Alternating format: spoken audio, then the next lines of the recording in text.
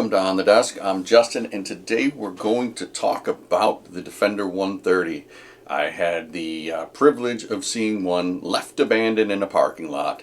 I was down near Land Rover headquarters and I saw their test mule sitting outside, so I obviously jumped on the opportunity to walk around and have a quick look. The first thing everybody wants to know is, how bad does the overhang look? It doesn't. And if you compare this to any of the other Rovers in the fleet, the overhang actually isn't bad at all. It's hardly noticeable. My personal first takeaway is it looked exactly like a Defender 110. It didn't jump out as being long. It didn't look scary. I was very satisfied with the overall appearance.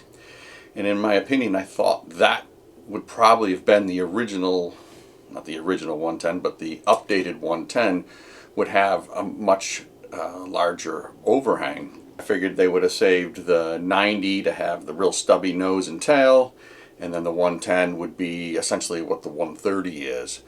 They kept the 110 as off-road capable as possible by bringing in the back end nice and short.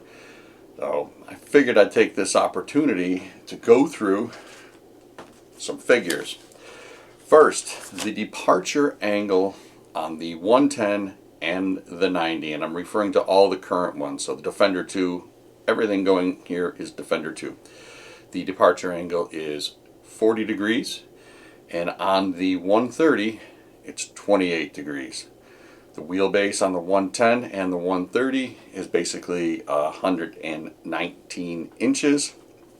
The 90, for reference, is about 102.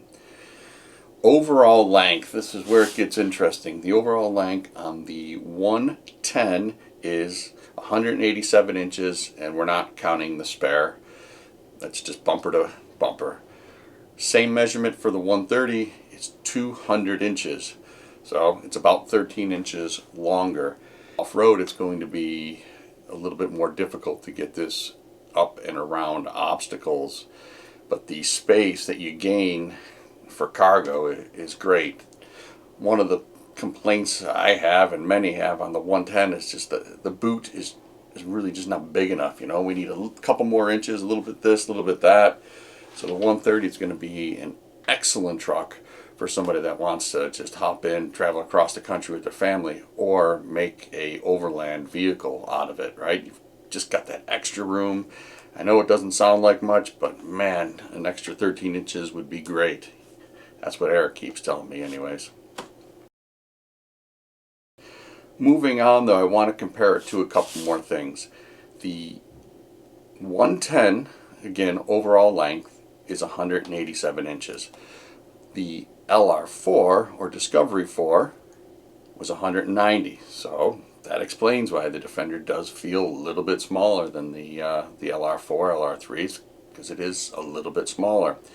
The other thing is the departure angle on our beloved LR3s and LR4s, and if you read the internet, it's the last great thing Land Rover ever produced, was only 26.7 degrees. Having a look at all these numbers makes you think how it's going to perform in the real world, and I think the 130 may eat the 110's lunch.